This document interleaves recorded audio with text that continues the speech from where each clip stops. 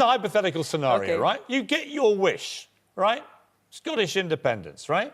But you also want to be part of the European Union, but they have already said they won't accept Scotland on their own. How does that work? Who has said that? Who said that? They have intimated they would not accept Scotland as an EU member on its own. No, they haven't.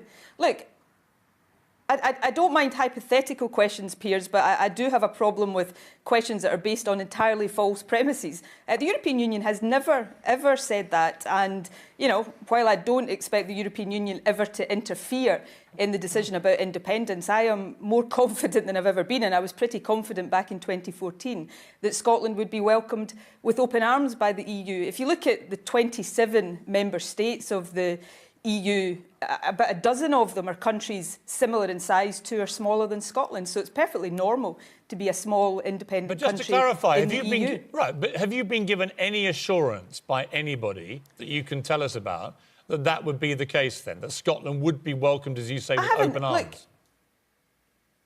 we're not at the stage where I'm not going around asking for assurances. It's not for the EU to interfere. But if you can quote me anybody who has said that the EU would block an independent Scotland, then we can have that discussion. But you won't be able to, because, I mean, if there was a French politician just a couple of weeks ago saying that Scotland would be welcomed with open arms. When I travel across Europe, there's a real sympathy for the position Scotland finds itself in, possibly being taken out of the EU against our will, and I think a real willingness to see Scotland continue to play a part as a European nation. Do you get why there's a kind of slight irony here, isn't it? Here you are, the great unionist. You want to keep the European Union all together, one big happy family working together. And the other half of Nicola Sturgeon is the complete opposite. You want to break up the United Kingdom. You want to sail off on your own. You want to do exactly what the Brexiteers want to do down here. I mean, come on. Oh, how can you be both? How can you be a unionist and the complete opposite? There's no irony. There's no irony or contradiction in that whatsoever. The European Union is a collection of independent countries. They are independent. France, Germany, Spain, Portugal, every member state of the European Union is an independent country. Yes, they come together to jointly tackle some of the big issues that no country in the modern world can tackle alone. Climate change, for example. And if you look at Ireland, Ireland's an independent nation in the European Union, and it's been shown real support and solidarity by the EU. Contrast that to Scotland, which has been ignored and derided by Westminster. And of course, an independent Scotland would still be part. If the UK is better off as part of the EU, which is what you argue, how come Scotland isn't better off as part of the UK? The two things are not the same. The European Union is a collection of independent countries. If Scotland was an independent country, we would cooperate in the spirit of friendship with the other countries of the British Isles, England, Wales, Northern Ireland, the Republic of Ireland, but we'd also operate as an independent country within the European Union. There's no contradiction in that. The basis of those relationships would be that Scotland was an equal independent country. You go to any member state of the European Union and somehow suggest to them that because they're in the European Union they're not independent, then they're going to look at you askance and wonder what on earth you're talking about. But of course, the big opportunity, the immediate opportunity for this, for the people in Scotland this week is to send a message loudly and clearly by voting SNP on Thursday that we do want to stay in the European Union. We want Scotland to be an independent, a European nation, and we want to reject Brexit. That's the opportunity people have. So you say that you want to send a clear message. Apparently, 36% of SNP supporters voted to leave. So, in fact, that clear message isn't even getting through to more than a third of your own supporters. I think you'd find those figures probably have changed significantly given the experience of the last 3 years. But the fact of the matter is... Have you got evidence the overwhelming majority of people in Scotland... Have you got evidence they've changed? Let me finish the point. The overwhelming... if you're talking about SNP members, there was some analysis shown that of SNP members, I think it's around 10% would be of a leave persuasion. But the more fundamental point is that the overwhelming majority of people in Scotland voted to remain in the EU. And I think if that referendum was held again tomorrow, that percentage would be even higher. But the overwhelming majority of Scots... Yes, the overwhelming majority of Scots in your own referendum voted not to do what you want to do? What makes you think there's been this dramatic sea well, change I'm not sure. that's now got you wind behind your sails? Well, there's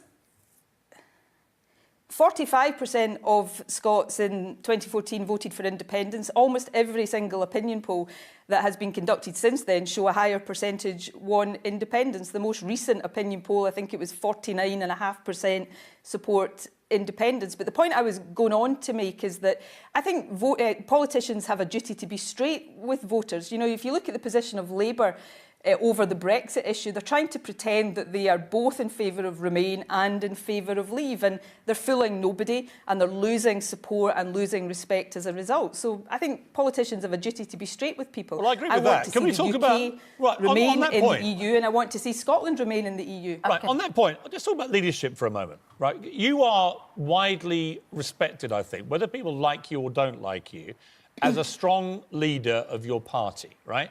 It is also widely believed down here, certainly, that Jeremy Corbyn and Theresa May are not strong leaders of their party. They've lost control of their parties. And that as a result, democracy itself is beginning to sort of disintegrate.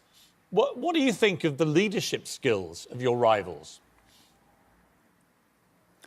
I'm not a great fan of the leadership skills of Theresa May or Jeremy Corbyn. I don't think I'm betraying any secrets in saying that. I think neither of them have shown the leadership that is required. I think Theresa May has pandered to the Brexiteers in her own party rather than doing what would be right for the UK. And Jeremy Corbyn is trying to be all things to all people and is ending up satisfying nobody. But, you know, my job is to put forward a positive message for voting SNP on Thursday, and you know the SNP is in a very clear, unequivocal position when it comes to Brexit. We don't believe in Brexit. We think it's wrong for Scotland and the UK. So if you agree with that, then the way to send that message loudly and clearly on Thursday is to vote SNP. We're the biggest, strongest, most consistent anti-Brexit voice in Scotland. Yeah, you said that you disputed the figure about 36% of SNP supporters voting to leave by saying that 10% of members voted to leave. Of course, you don't just rely on your members to vote for you, do you, when it comes to an election? Of course. You rely on supporters, so the 36%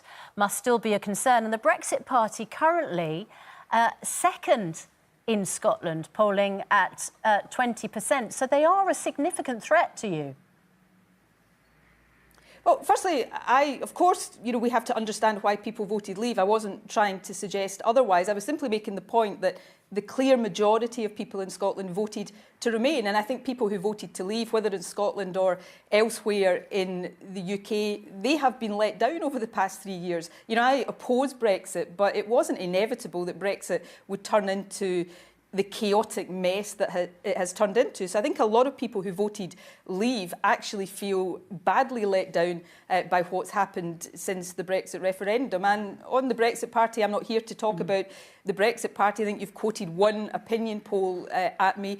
But on Thursday, my job is to say to people, if you are part of the majority in Scotland who don't want Brexit, who think it would be an utter disaster for Scotland, then the opportunity is to send that message very loudly by voting SNP. That's how you send the Tories in Westminster that message unequivocally. You say there's no contradiction between wanting Scotland out of the UK but the UK staying as part of the EU. And I wonder whether that is a slightly confused message for Remainers in Scotland who want the UK to stay part of the EU, but might be concerned that if you get a lot of support in these elections, you would then, you know, you have a clear intention to continue pressing for a second independence referendum, because, you know, there may be a lot of those Remainers who want to stay and they see a benefit in the union of the UK as well.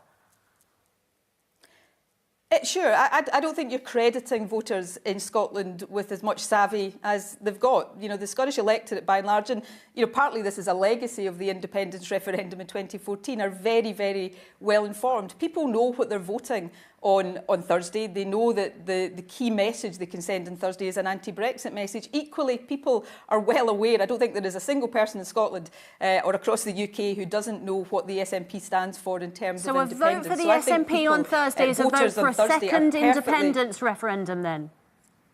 The SNP The SNP have already got a mandate for a second independence referendum. We won that mandate fairly and squarely in the 2016 election. People know that, people understand that, people factor that into the decisions that they make. What I'm saying is I think you're underestimating the ability of voters to make these informed choices. But I think people also know what the you're opportunity they have on underestimating Thursday is to send a message on Brexit. Right, but what we're seeing, there's this really kind of weird phenomenon that's engulfed, I think, global politics and indeed global life, where Donald Trump wins the US presidency and everyone who voted against him says, that's disgusting, we can't accept it, Hillary should have won, she won the popular vote, blah, blah, blah. Brexit, same thing.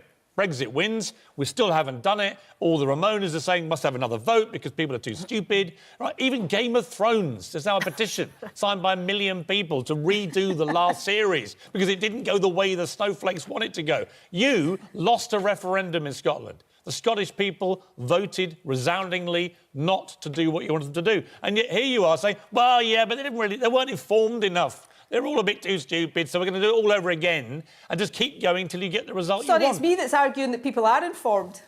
Well, no, you're arguing now you're arguing that, unless I'm wrong, you're arguing they're better informed now, so more likely to vote for it. I would argue, though, that again, I come back to a slight inconsistency here. You think the whole Brexit process has been a complete, catastrophic, chaotic mess, right? Yes? I do, yeah. Right. And it's been a mess because actually the country is split, right? Very, very hard split between Remainers and Leavers, right? Scotland, you had an equally bitter, horrible referendum campaign, split the country in two, right? Why would you want to put Scotland through all that again when there's no sign in the polls at the moment there is a majority for what you want?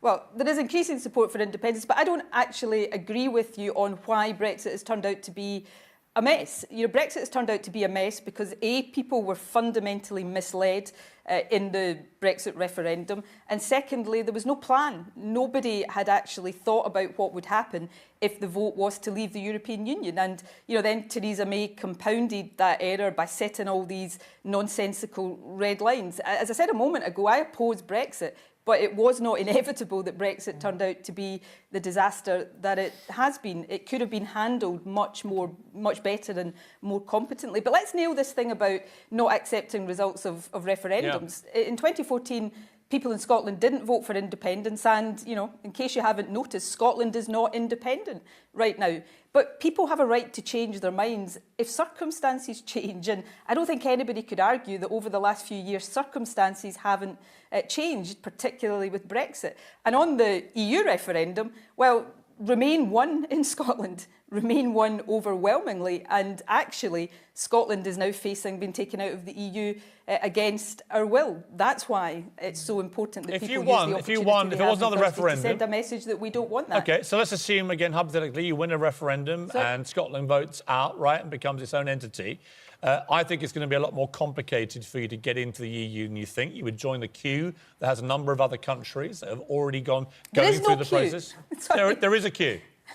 There's a queue for other countries to join the European Union. John, there is no queue to join the European Union. I mean, Jean-Claude Juncker, and I suspect you're not a great fan of his, but, you know, I think people like him have made clear in the past, not necessarily in relation to Scotland, there is not a queue to join the European Union. You think you would just literally, you think if you were independent, you would just literally... years. Right, just to clarify then, you think if you were independent, you would literally you would ring up your mate Jean-Claude and you would literally just join the EU. It's as simple as that. I don't think there would be any fundamental barriers to Scotland being in the European Union if we were an independent country. Why would there be? The European Union, almost since the moment it was established, has been in the business of trying to enlarge its territory, not chuck out countries that want to be members and have been members and if for you were the last 4 independent, decades. would you take Scotland into the euro then? No, and, you know, again, no country can be forced to go into the euro, and there are examples you can look at. Sweden, for example, joined the European Union after the supposed obligation to sign up for the euro was in place. It's not in the euro. It has no intentions of going into the euro. And I think there is a direct quote from Jean-Claude Juncker on that one, saying that the EU is not in the business of forcing countries into the euro.